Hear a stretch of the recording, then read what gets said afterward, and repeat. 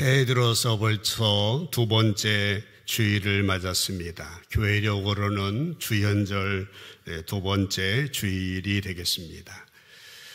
오늘 우리가 함께 봉독한 시편 119편은 이제 성경 가운데 우연히 가장 가운데 들어있고 또 가장 긴 성경 중에 한 편입니다. 시편 119편의 특징에 대해서 몇 번 말씀을 드렸는데 각 절의 머리마다 알파벳 히브리어의 순서대로 이렇게 써진 특별한 시입니다. 그래서 일명 알파벳 시라고도 하고 또 답관체 시다라고도 어려운 말로 그렇게 합니다. 특별히 내용적으로 보면은 하나님의 말씀을 강조한 시가 되겠습니다. 오늘 특별히 본문 말씀에 따라서 고난당하는 것이 내게 유익이다라고 하는 시인의 이 고백을 통하여서 하나님 말씀이 주시는 지혜를 얻기를 원합니다. 새해를 시작하면서 여러분들의 인생 가운데서 때로는 어려움이 있을지라도 때로는 역경이 있을지라도 오늘 시인의 고백이 오늘 우리의 고백이 되어서 여러분의 한 해가 승리하는 한 해, 형통의 한 해가 될 수 있기를 먼저 주님의 이름으로 간절히 축복합니다. 시편 19편 9절로 10절 말씀에 보면은 시인 다윗의 고백입니다. 여호와를 경외하는 도는 정결하여 영원까지 이르고 그렇게 말했습니다. 여호와를 경외하는 도는 주님의 말씀이라는 뜻이겠죠. 주님의 말씀은 정결하다라고 하는 겁니다. 티 없이 막다라고 하는 겁니다. 그래서 영원토록 견고히 서 있다라고 하는 것입니다. 하나님의 말씀은 정결한 말씀입니다. 그래서 영원토록 견고히 서 있는 말씀입니다. 그래서 여호와의 법도 진실하여서 다 의롭다라고 하는 것입니다. 주님의 말씀은 참된 말씀입니다. 그래서 한결같이 바른 말씀이다라고 하는 것이죠. 10절로 넘어가 보면은 시인 다윗은 주님의 교훈은 금 곧 많은 순금보다 더 사모할 것이며 라고 말했습니다. 순금과 같다고 하는 겁니다. 또 꿀보다 송이꿀보다 더 달도다라고 달콤하다라고 고백을 하고 있습니다. 다윗은 주님의 말씀을 순금에 비교하고 있어요. 그리고 벌집에서 뚝뚝 떨어지는 송이꿀로 비유를 하고 있다라고 하는 것입니다. 맛에는 여러 가지가 있죠. 그 고대의 아리스토텔레스 이후에 맛은 단맛, 신맛, 짠맛, 쓴맛 여러 가지 맛이 있는데 그 중에서 가장 이제 사람들이 좋아하는 맛은 뭐니 해도 단맛일 겁니다. 그래서 유대인들은 자녀들을 양육할 때에 알파벳을 한자 한자 배울 때마다 그 글자를 과자로 만들어서 꿀에 찍어가지고 그 글자의 그 과자를 아이들에게 먹여주었다라고 하는 겁니다. 그래서 유대인들은 자녀들에게 책 읽는 것이 얼마나 재미있는지, 달콤한지, 공부하는 것이 얼마나 재미있는지 그런 식으로 가르쳤다라고 하는 것입니다. 이런 시편 19편 다윗의 고백과 마찬가지로 우리가 읽은 72절 말씀 가운데서도 그렇게 말하였습니다. 주의 입의 법이 내게는 천천금은보다 좋습니다 라고 하는 것입니다. 주님의 말씀이 천천금은보다 귀하다, 소중하다, 유익하다라고 하는 것입니다.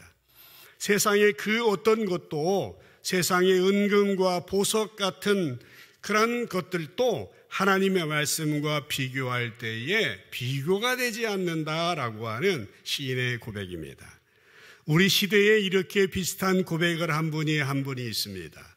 우리가 잘 부르는 찬송가 94장에 보면은 주 예수보다 더 귀한 것은 없네라고 이렇게 고백한 사람이 있습니다. 조지 비벌리 쉐어라고 하는 분인데 이분이 작곡한 곡입니다. 그는 캐나다의 목사님 가정에서 태어났습니다. 15살에 미국으로 이민을 오게 되는데 뉴욕에서 대학이 들어갑니다. 그러나 때마침 시작된 경제공황으로 인하여서 이제 대학을 중퇴하게 되고 보험회사에 일하게 되는데요. 우연히 고객 가운데 방송국에서 일하는 분을 알게 됩니다. 그래서 방송에 출연을 하게 되는데 그 MBC 방송에 출연하게 되는데 굵직한 베이스 음성으로 가라 모세라고 하는 곡을 부르게 돼서 큰 호응을 얻게 됩니다. 그 후에 엄청난 경쟁을 뚫고 이제 방송에 정기적으로 출연을 하게 됩니다. 정기적으로 방송에 나간다고 하는 것은 무슨 말이겠습니까? 경제적인 문제는 물론이거니와 개인의 명예와 인기를 얻을 수 있는 좋은 기회입니다. 그런 음악의 재능이 있어서 이제 아버지가 목회하던 교회에서 매주 찬양을 하는데 사실 대학도 음악을 공부하고 싶어서 들어간 겁니다. 이런 상황에서 방송국에 정기 출연의 기회를 얻었을 때에 너무너무 기뻤습니다. 그러나 마음 한편에서 뭔가 석연치 않은 생각이 자리 잡고 있다는 것을 알게 됩니다. 그러다가 주일을 맞게 되는데요. 그날도 교회에서 찬양을 하도록 되어 있습니다. 그런데 그때까지 무슨 찬양을 할지 결정을 못했다고 그래요. 마침 어머니에게서 며칠 전에 찬송 시를 받았는데 그 시를 가지고 이 쉐어, 조지 쉐어가 이 피아노 앞에서 이제 그 곡을 만들면서 흥얼흥얼 노래를 합니다. 어머니가 그 소리를 듣더니 야, 오늘 그 찬양을 교회에서 하면 좋겠다. 엄마가 듣기에도 참 좋구나. 그래서 즉흥적으로 이 주 예수보다 더 귀한 것은 없네라고 하는 찬송이 나오게 됐다고 하는 것입니다. 그러니까 이 찬송의 시는 어머니의 친구인 밀러 여사가 준 것이었고 이제 이 찬양이 그렇게 해서 나오게 되어진 것입니다. 그런데 이 조지 슈야는 어느 날 놀라운 결정을 하게 됩니다. 방송국에 정기적으로 출연할 수 있는 기회를 얻었지만은 그 기회를 사양하게 됩니다. 그는 생각합니다. 하나님이 주신 재능을 하나님을 찬양하는 데만 써야 되겠다라고 결정을 하게 되는 것이죠. 만약 여러분들이 방송에 정기적으로 출연하라 그러면 이분처럼 사양하지는 마시기 바랍니다. 요즘은 다양한 방식으로 이렇게 선교하는 것이 이렇게 좋은 방법으로 나와 있는데 당시만 해도 또 이분에게는 그런 신앙이 있었던 것 같습니다. 그런데 신기한 것은 뭐냐면요. 이제 그는 자기가 인기나 명예나 명성이나 이런 걸 거절했지만은 그에게 또 다른 차원의 명예가 찾아오더라고 합니다. 조지 쉐어는 10번이나 그래미상 후보에 올라가게 되었고 그 중에 2번을 수상하게 됩니다. 1966년도와 2011년도에. 이분이 그 일반 방송에는 출연하지 않는 대신 빌리 그레엄 전도단에 합류를 해서 이제 1973년도에는 우리 한국에까지 옵니다. 여의도 광장에서 빌리 그레엄 목사님 전도 집회를 할 때에 주 예수보다 더 귀한 것은 없네. 이 찬양을 불러서 한국의 그리스도인들에게 많은 은혜를 끼쳤습니다. 나중에 빌리 그레엄 목사님이 자서전을 썼는데 이 조지 슈어를 평생의 동역자다, 평생 친구다라고 소개를 했습니다. 이 조지 슈어의 적절한 찬양이 없었더라면은 내가 설교단에 올라가 설교할 때에 막막했을 것이다 라고 고백하기도 하였습니다. 그분의 나이가 74세 되었을 때에 1983년도인데 네덜란드 암스테르담에서 빌리 그레엄 전도대회를 할 때에 이 찬양을 불렀습니다. 찬양이 끝나게 되자 이제 많은 성도들이 박수를 보냈습니다. 그때에 그는 이런 말을 했습니다. 저는 여러분의 이 뜨거운 박수갈채도 예수님과는 바꿀 수 없습니다. 라고 고백했다고 합니다. 이분이 장장 104년 동안 사셨는데 정말 예수님이 자기에게 얼마나 소중한 분인가에 대하여서 자기의 삶으로 보여주게 되었다라고 하는 것입니다. 여러분, 우리가 하나님의 말씀을 소중히 여기는 것도 그와 같습니다. 오늘 시인도 그런 고백을 하고 있는 것이죠. 주님의 말씀이 정말 소중합니다. 주님의 말씀이 세상에서 제일 소중합니다 라고 하는 이런 고백입니다. 이 고백이 얼마나 중요한지 모릅니다. 그런데 고백이 말로만 끝나는 것으로 되면 안 되는 것이죠. 고백하는 것만으로 충분하지 않습니다. 하나님의 말씀을 우리가 소중하게 여기는 지에 대하여서 우리의 삶으로 증명해야 된다라고 하는 것입니다. 성경에 보면은 예수님의 제자들이 있습니다. 이 사람들은 갈릴리 거의 시골 어부 출신들입니다. 주님이 어느 날 그들에게 찾아오셔서 나를 따르라 라고 불렀을 때에 그들은 어떻게 합니까? 배와 그물을 버려두고 예수님을 따라가게 되지 않습니까? 그의 부르심이, 그의 말씀이 그가 너무나도 소중하기 때문에 그래요. 마태복음 19장에 보면은 부자 청년 한 사람이 나옵니다. 그 사람을 예수님께서 부르시지 않습니까? 21절에 쉬운 성경으로 보면은 만일 내가 완전해지길 원한다면 가서 내가 가진 것을 다 팔아 가난한 사람들에게 나누어 줘라. 그러면 하늘에서 보물을 얻게 될 것이다. 그런 후에 와서 나를 따르라. 그렇게 말씀을 하시는 겁니다. 아마도 예수님은 이 사람에게 이 물질의 문제가 주님 앞에 나오는데 걸림돌이 된 것 같습니다. 주님은 우리들에게 모든 사람들에게 재산을 다 팔아가지고 주님 앞에 오라라는 말씀은 안 하십니다. 그러나 이 사람에게는 이 말씀을 하시는 겁니다. 또 어떤 사람에게는 다른 부르심을 하시는 거예요. 근데요, 이 사람은 예수님이 잘 보셨던 것 같아요. 뭐라고 대답합니까? 이 부자 청년은 자기에게 예수님이 가장 소중한 분이라는 걸 증명하는 데에 실패를 하게 돼요. 그 다음 22절에 보시면은요, 이 말씀을 들은 청년은 매우 슬퍼하며 떠나갔다고 합니다. 왜 그래요? 그가 가진 재산이 너무 많았기 때문이다 라고 하는 것입니다. 그에게 물론 예수님이 중요한 분인 것은 사실이었을 거예요. 그러나 그의 재물이 예수님을, 그의 재물을 포기할 만큼 예수님이 중요하지 않았던 것입니다. 사도 바울을 보면은요, 빌립보서 3장 7절 8절에 그렇게 나오고 있습니다. 쉬운 성경으로 보겠습니다. 그때는 이 모든 것이 내게는 너무 소중하고 가치 있는 것들이었습니다 라고 하는 것입니다. 그때는 어느 때에 있습니까? 예수님 만나기 전이에요. 이제 부르심을 받기 전입니다. 그때는 모든 것이 소중했답니다. 가치 있는 것들이었답니다. 그러나 예수님 만난 이후에 그 모든 것들이 아무 쓸모없는 것임을 알게 되었다는 거예요. 8절에 보시면은 그런 것들뿐만 아니라 이 세상 그 어떤 것도 예수 그리스도를 아는 것과 비교가 안 된다는 겁니다. 그래서 나는 예수 그리스도를 위하여 모든 것을 버렸고 모든 것이 쓰레기처럼 아무런 가치가 없다는 것을 알았다고, 이로써 나는 그리스도를 알게 되었다라고 사도 바울은 고백을 하고 있는 것입니다.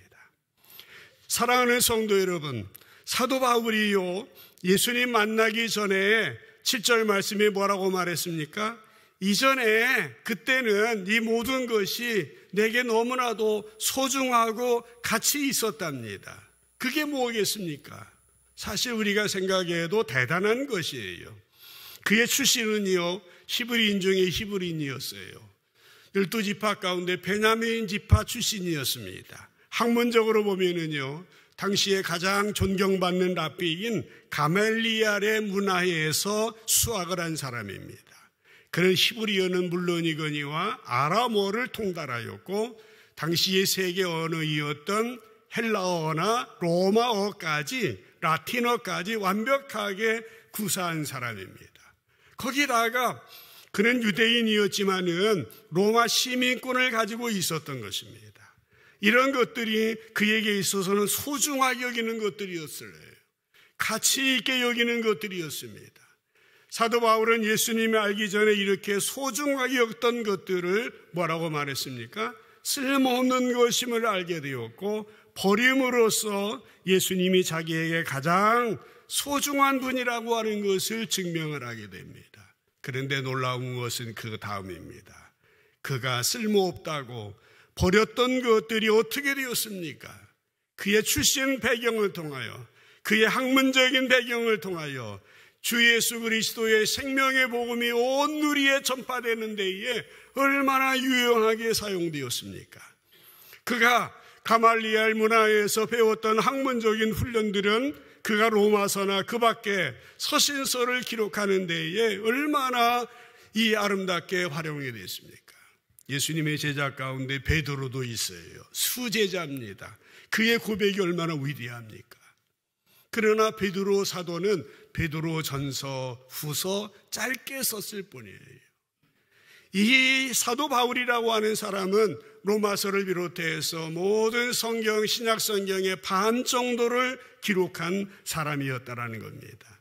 특별히 로마서를 보면은요, 구원의 진리가 1장에서 11장까지, 12장에서 16장까지 구원받은 성도의 삶의 원칙들에 대해서 말씀을 하고 있는데요, 얼마나 논리정연하게 체계적으로 이 기록을 하고 있는지 모르는 것입니다. 이것이 바로 그리스도를 위하여 이 포기한다는 말의 의미라고 하는 것입니다. 전에는 이런 것들이 자신을 위해서, 출세를 위해서, 일신양면을 위해서 사용되었지만은 이제는 이런 것들이 더 이상 자신을 위해 사용되는 것보다 복음을 전파하는 데 사용됐다는 것입니다. 주님 앞에 드렸으니까 배설물로 여기고 쓰레기까지 여겼지만은, 그러나 그걸 통하여 주님이 사용하신 겁니다. 사용 목적에 달라진 겁니다. 이것이 바로 예수님을 위하여 포기한다는 성경적인 의미인 것입니다. 사랑하는 성도 여러분, 여러분은 어떤 식으로 예수님이 소중하다고 하는 것을 증명하시겠습니까? 사도 바울의 고백처럼 내게 너무도 소중하고 가치 있는 것들을 주님 앞에 내려놓아야 합니다. 새해 2024년도가 시작이 되었습니다.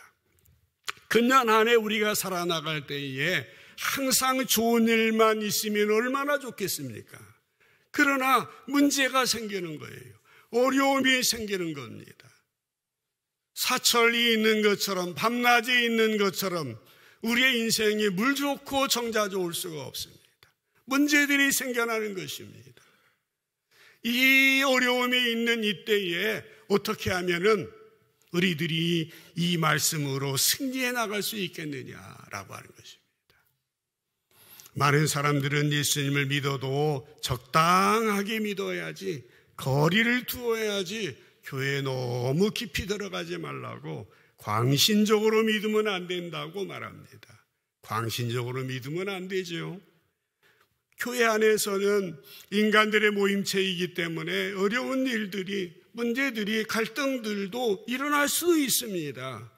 일어나지 않는다고 하는 것도 비정상입니다. 그러나 우리가 그런 문제들을 얼마나 인내하면서 겸손함으로 대화하면서 이해하면서 용납하면서 풀어나가느냐는 더 중요한 것입니다. 우리가 예수님을 적당히 믿으면 결과적으로 복음의 핵심에 들어갈 수 없는 것입니다. 예수님을 적당히 믿는 것은 올바른 선택이 아닙니다. 그래서 우리는 늘 예수보다도 더 귀한 것은 없다고 그렇게 고백함으로 말미암아 복음을 위해서, 주님의 나라를 위해서 귀하게 쓰임받는 우리 삼상제일교회 모든 성도들 되시기를 주님의 이름으로 간절히 축복합니다. 주 예수보다 더 귀한 것은 없다. 그래서 오늘 시인이 주님의 말씀이 은금보다, 순금보다 더 귀합니다, 소중합니다 라고 말하였습니다. 이어서 71절, 72절에 보면은 시인이 그런 말을 합니다. 고난당한 것이 내게 유익이라 라고 말했습니다. 고난당한 것이 내게 유익이라. 이로 말미암아 내가 주의 율례를 배우게 되었다고 그렇게 말하고 있습니다. 72절에는 주의 입의 법이 내게는 천천금은보다 좋습니다. 그렇게 말했습니다. 시인은 고난을 당한 것 같아요. 71절에 보면은 그래서 고난당한 것이 유익하다라고 말한 거예요. 그러나 그는 고난을 당했지만, 문제가 있었지만, 어려움이 있지만 그 고난을 통하여 주님의 율례를 배우게 되었다고, 그래서 주님 말씀이 천천의 은금보다 좋다라고 고백을 했다라고 하는 것입니다. 우리가 인생을 살아가면서 여러 가지 고난을 만납니다. 고난은 한마디로 고통이에요. 고통은 우리를 힘들게 합니다. 지치게 합니다. 쉽게 무너져 버리게 만듭니다. 그러나 고난이 없는 인생은 없잖아요. 누구에게나 고난이 있습니다. 예외 없습니다. 아름드리 나무 안에 새겨진 나이테처럼 고난은 우리의 삶 속에 흔적을 남기도록 되어 있습니다. 그러나 여러분, 고난이 항상 무익한 것만은 아닙니다. 고난은 우리의 삶에 긴장감을 주고, 고난은 우리를 더 하나님 앞으로 나아가게 하는 기회가 되는 것입니다. 우리는 고난을 통해서 하나님께서 우리를 믿음으로 훈련한다고 하는 사실을 알아야 됩니다. 하나님이 사랑하시는 주의 백성들을 향한 훌륭한 도구가 되기도 한다는 겁니다. 그래서 고난에는 의미가 있다. 고난에는 하나님의 섭리가 들어있다라고 말하는 것이에요.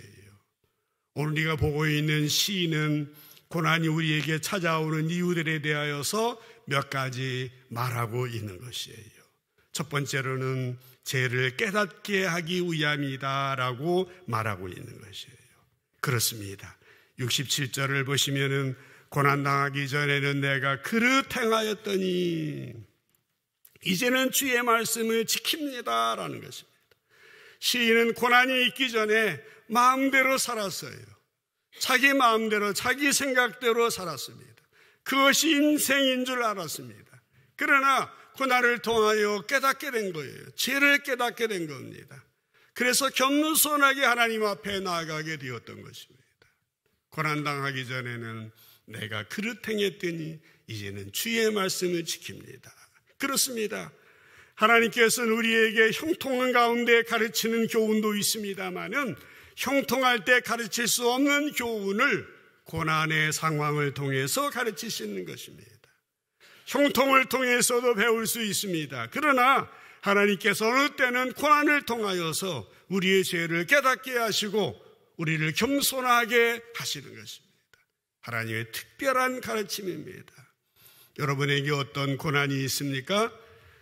여러분의 삶 가운데 이제 부딪히는 고난을 통하여 나 자신의 부족함을 깨닫고 나 자신의 죄를 깨닫고 정말 주님이 아름답게 인도하시는 선한 길로 나아가는 저와 여러분 되시기를 주님의 이름으로 축복합니다. 우리에게 고난이 찾아오는 또 하나의 이유를 시인은요, 악인들의 공격, 사탄의 공격 때문이다라고 말하였습니다. 69절을 보십시다. 교만한 자들이 거짓을 지어 나를 치려하여 싸우나. 이 교만한 자라고 악인들, 사탄의 공격을 이렇게 표현을 하고 있습니다. 거짓을 지어가지고요, 나를 치려했다고 하는 거예요. 그러나 나는 전심으로 주의 법도들을 지키겠습니다. 78절에 교만한 자들이 거짓으로 나를 엎드려뜨렸으니 그들이 수치를 당하게 하소서. 나는 주의 법도들을 작은 소리로 읊조리겠습니다 하는 것입니다. 교만한 자들이, 하나님의 말씀을 거슬러 행하는 자들이 공격을 합니다. 그들은 없는 것을 지어내서 거짓말하고 중상모략합니다. 그래서 우리들을 수렁에 빠뜨리고 좌절하게 만들고 주님의 말씀으로부터 떠나게 만드는 것입니다. 그렇습니다. 세상은요 결코 만만하지 않습니다. 우리가 말씀에 대해서 믿음으로 순종하려고 하면은 세상은 더욱더 압박, 핍박을 가해옵니다. 우리가 믿음으로 살려고 하면은 그렇게 하지 못하도록 세상은 용납하지 않습니다. 그렇기 때문에 우리는 더더욱 이 우는 사자와 같이 삼킬 자를 찾는 사단의 그 공격을 우리는 대처해 나갈 줄 알아야 됩니다. 만약 우리들에게 고난이 없다고 한다면 감사한 일이기도 하겠지만은 한편으로 우리들이 정말 진정한 믿음으로 살아가고 있는지 점검해 볼 필요도 있는 것입니다. 믿음의 백성들은 고난과 핍박이 없기를 기도하겠지만은 고난과 핍박이 온다 했을 때에 그 가운데 믿음 지키게 해달라고, 믿음을 주시도록, 말씀 위에 좌우로 흔들리지 아니하도록, 낭망하지 아니하도록, 실족하지 않도록, 떠나가지 않도록 해달라고, 그런 기도가 더더욱 성숙한 기도입니다. 나뿐만 아니라 우리의 가족들, 우리의 공동체 모든 인원들이 사단 마귀의 공격에 넘어가지 아니하고 든든한 반석 위에 세워지는 한 해가 될 수 있기를 다시 한번 주님의 이름으로 축복합니다. 시인은 고난이 찾아오는 이유를 한 가지 더 말하였습니다. 그게 뭡니까? 하나님의 뜻을 깨닫게 하기 위해서라고 하는 겁니다. 하나님의 뜻을 깨닫는 거 얼마나 중요합니까? 71절 오늘 요절인데요. 시인은 말했습니다. 고난당한 것이 내게 유익이라 이로 말미암아 내가 주의 율례들을 배우게 되었다라고 하는 것입니다. 우리는 사실 편안할 때, 형통할 때는 주님을 잘 기억하지 못합니다. 모르겠어요. 좋은 일이 있을 때 담임 목사한테 말은 잘 안 합니다. 근데 안 좋은 일이 있을 때는 막 전화가 옵니다. 감사한 일이죠. 제가 그 순간을 위하여서 필요하니까. 믿음의 공동체 안에 울타리를 치고 악한 마귀가 우는 사자처럼 삼키려고 덤비고 있으면은 내가 가서 도와드려야 되니까 좋은 일이지요. 우리는 보통 편안할 때, 형통할 때 하나님을 잊어버리는 경우들이 많습니다.